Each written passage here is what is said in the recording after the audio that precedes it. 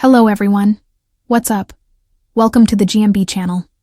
Hope you will enjoy our video. Before we begin, hit the subscribe button and give this video a thumbs up. Here is the news title. British Army too small to be deployed to Ukraine for long. Keir Starmer told, the Prime Minister has said he is ready and willing to send troops to the front line if a peace deal is brokered to end the Russian invasion of Ukraine. Britain hasn't got enough troops to deploy a large force into Ukraine. For long, Sir Keir Starmer has been warned. The Prime Minister has said he is ready and willing to send soldiers to the front line if a peace deal is brokered to end the Russian invasion of Ukraine. But a former head of the British Army, Lord Dannatt, warned, "We haven't got the numbers and we haven't got the equipment to put a large force onto the ground for an extended period of time." Health Secretary Wes Streeting said it is premature to talk about how many British troops could be sent to Ukraine. Asked for his reaction to the Prime Minister's comments in the Daily Telegraph, Lord Dannatt said, "My reaction is the Prime Minister is doing the right thing. But of course, doing the right thing comes at a price. If the Prime Minister is serious about wanting to deploy British troops, put boots on the ground in Ukraine as part of a peacekeeping force, he's got to realize that's going to come at a considerable cost." Lord Dannatt later went on, "Frankly, we haven't got the numbers and we haven't got the equipment to put a large force onto the ground for an extended period of time at the present moment. Now, if Keir Starmer wants to do that, that's fine. The British Army will always stand up to the plate. But here we go again. We've got to have the right number of people with the right equipment and the right training, and start to fund that now." Defense chiefs on Friday urged Sir Keir to give soldiers a national arsenal of drones and uncrewed ground vessels. Military chiefs told the Prime Minister what they need to fight the next war, sources said. A senior army source told The Telegraph, "A national arsenal, in the form of contracts for goods and services, is needed to realize ambitions about doubling fighting power.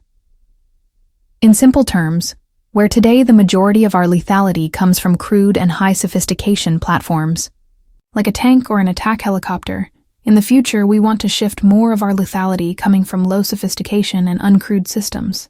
The source said scaling up production lines in this new sector would put the UK ahead of its adversaries and keep the nation safe. "Mobilizing market power alongside improving our fighting power is how to deal with authoritarian states," said the Army source. "The markets will do more than the missiles will ever do to make them think twice about starting a war with us. We get to be the first movers if we invest." Health Secretary Wes Streeting told Times Radio, "The Prime Minister will be traveling to France to meet with other European NATO leaders to discuss what is a once-in-a-generation moment for the collective security of our continent, which isn't just about the future of Ukraine, it is an existential question for Europe as a whole. That's why the gathering today is important. Next week, he'll be traveling to Washington to meet with President Trump, no doubt relaying the outcome of some of those discussions today." Asked what the scale of a potential peacekeeping force could be, and if the government would be prepared to carry out a recruitment drive, he said, "I think it's premature to be talking about numbers." Asked if the pressure was on to go beyond 2.5%, he said, "Well, as I say, we came into government with a clear commitment to get up to 2.5%, and we're having to do that alongside grappling with a wide range of challenges.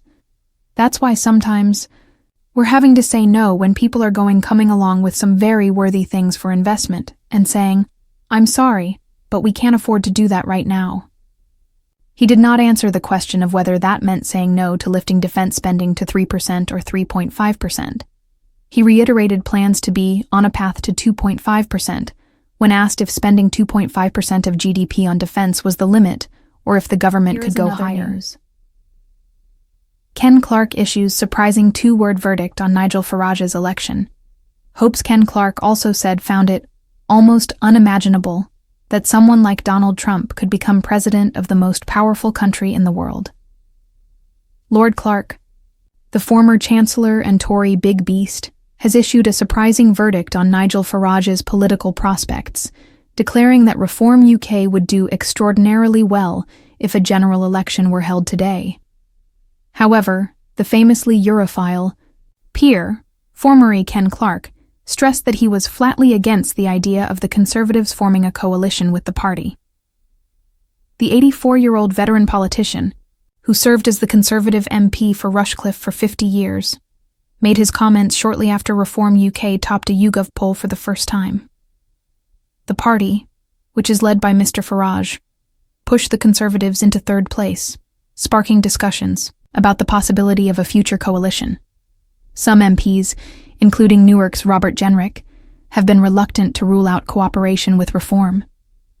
However, Lord Clark, speaking to Nottinghamshire Live in a wide-ranging interview, was scathing in his assessment. He said, "Robert seems to have changed extraordinarily. He was a perfectly reasonable One Nation Tory when I had him as a political neighbour and got on very well with him. He seems to have suddenly converted to being a Nigel Farage imitator." While Reform UK's recent polling success has caught the attention of many, Lord Clark is unequivocal about a possible Conservative Reform coalition. He said, "I'm flatly against it. After Boris Johnson and Liz Truss, I was a rather discontented Conservative myself. If they merge with Reform, then whatever new leadership was doing, that would have to persuade people like me to continue to vote for the party."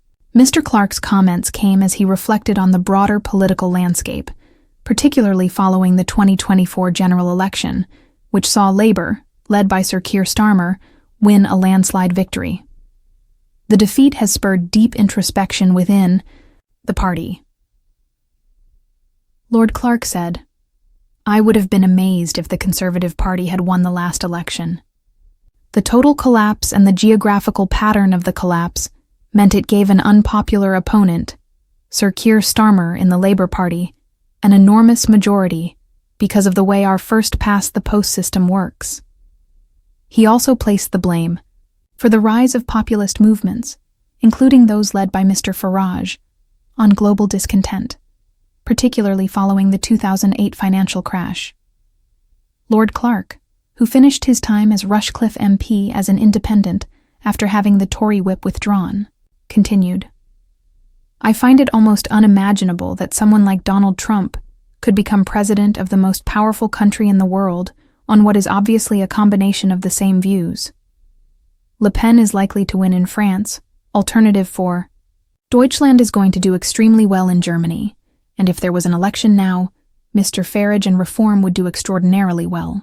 Mr. Clark also expressed cautious support for Kemi Badenoch, who is the current Conservative leader, and her attempts to turn the party's fortunes around. Praising her measured approach, he said, "She's going about it the right way. Her caution, not rushing into doing impetuous things. She's got 5 years to take a party that is absolutely rock bottom and give it a chance of being possibly electable." However, he warned that a quick fix was unlikely, explaining, "The public are still very hostile to the Conservative Party. They're very critical of the last years of the last government, and it's no good expecting her to achieve some miracle turnaround in the polls in the first few months in the job."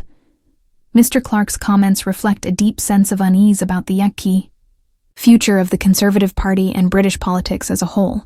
While many Conservatives are looking to reform the party and rebuild their base, Mr. Clark cautions that a continued reliance on populist rhetoric and the politics of protest could deepen the crisis.